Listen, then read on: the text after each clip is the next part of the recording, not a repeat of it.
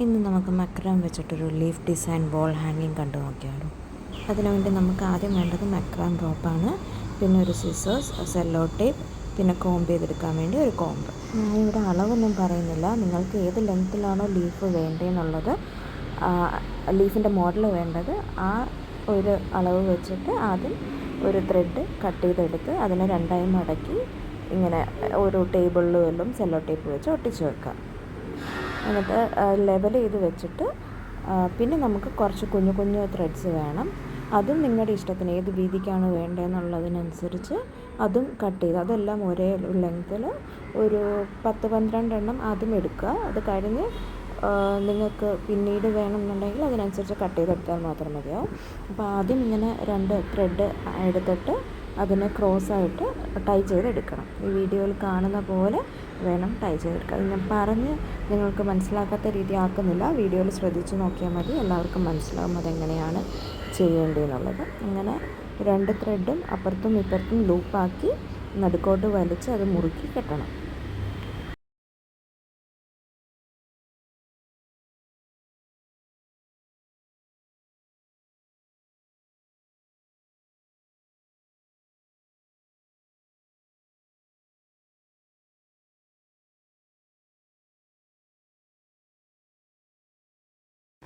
മേളിൽ നിന്ന് കുറച്ച് വിട്ടിട്ട് വേണം ചെയ്യാൻ വെച്ചാൽ നമുക്ക് ലാസ്റ്റ് ഹാങ് ചെയ്യാൻ വേണ്ടിയാണ് മേളിലത്തെ ലൂപ്പ് വന്നിരിക്കുന്നത്.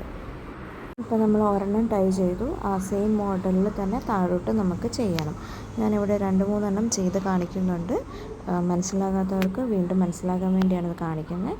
സെയിം പ്രോസസ്സ് തന്നെ നമ്മൾ റിപ്പീറ്റ് ചെയ്യുവാണ്. അപ്പോൾ എല്ലാവരും ഒന്ന് ശ്രദ്ധിച്ച് നോക്കുക. ആദ്യം ഒരു ത്രെഡ് നമ്മൾ മടക്കി താഴെ കൂടെ എടുത്തു, എന്നിട്ട് അതിൻ്റെ എൻഡ് വരുന്ന ഭാഗത്ത് അടുത്ത ത്രെഡിൻ്റെ ലൂപ്പ് വരുന്ന ഭാഗം വീതം കയറ്റി എടുത്തിട്ട് അത് ഈ രണ്ടാമതെടുത്ത ത്രെഡിൻ്റെ എൻഡ് ഭാഗം ആദ്യം വെച്ചതിൻ്റെ ലൂപ്പിൻ്റെ അവിടെ കൊണ്ടുവന്ന് അകത്തൂടെ കയറ്റി പുറത്തോട്ട് ഇറക്കുക. എന്നിട്ട് രണ്ടറ്റത്തു നിന്നും വലിക്കുക, നടുക്കൊരു കെട്ട് വീടും.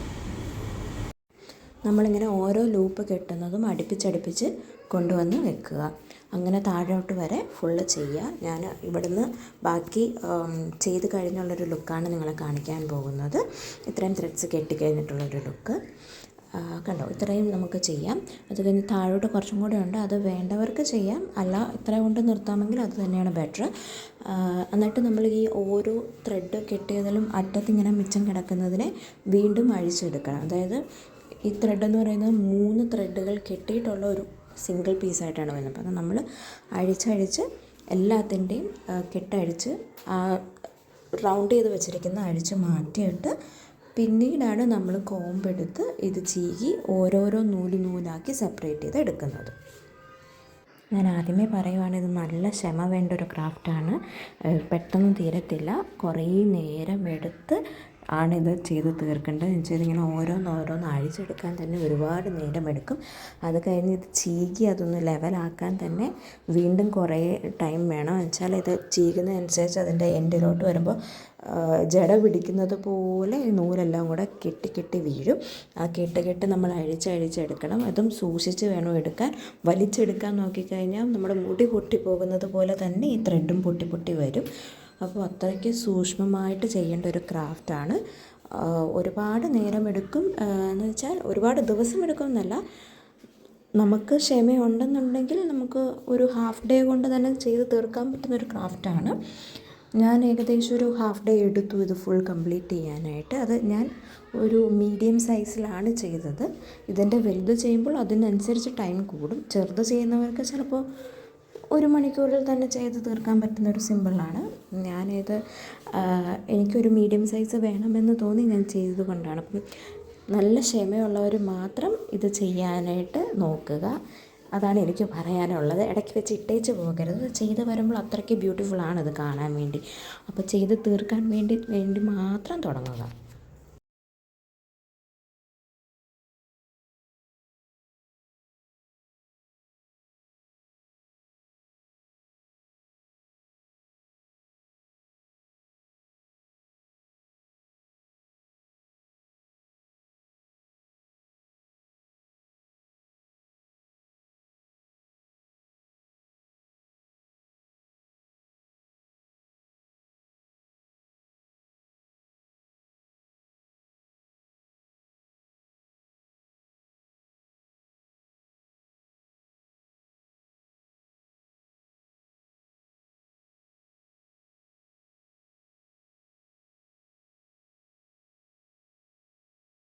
അപ്പോൾ ഇത് ഫുൾ അഴിച്ച് കഴിഞ്ഞിട്ടുള്ളൊരു ലുക്കാണ് ഈ കാണുന്നത്. കണ്ടോ, അത് ഫുൾ അഴിച്ച് കഴിഞ്ഞപ്പോൾ ഇങ്ങനെ ചുരുണ്ട് ചുരുണ്ട് നൂഡിൽസ് പോലെ കിടക്കുവാണ്. ഇനിയിപ്പോൾ ഇത് നമ്മൾ ചീകി എടുക്കണം ചീപ്പ് വെച്ചിട്ട്. അത് ചീകി എടുക്കുമ്പോൾ നല്ല മുറുക്കെ പിടിച്ച് വേണം ചെയ്യാനായിട്ട്.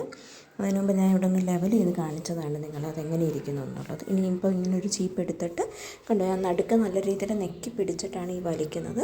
എന്നിട്ടും താഴെ ഒരു ടൈറ്റ്നെസ് ഫീൽ ചെയ്യുന്നുണ്ടോ, അത് കെട്ട് വീഴുന്നതാണ്. അപ്പം നല്ല രീതിയിൽ മുറുക്ക പിടിച്ച് തന്നെ ഇത് ഫുള്ള് ചീകി ചീകി എടുക്കുക.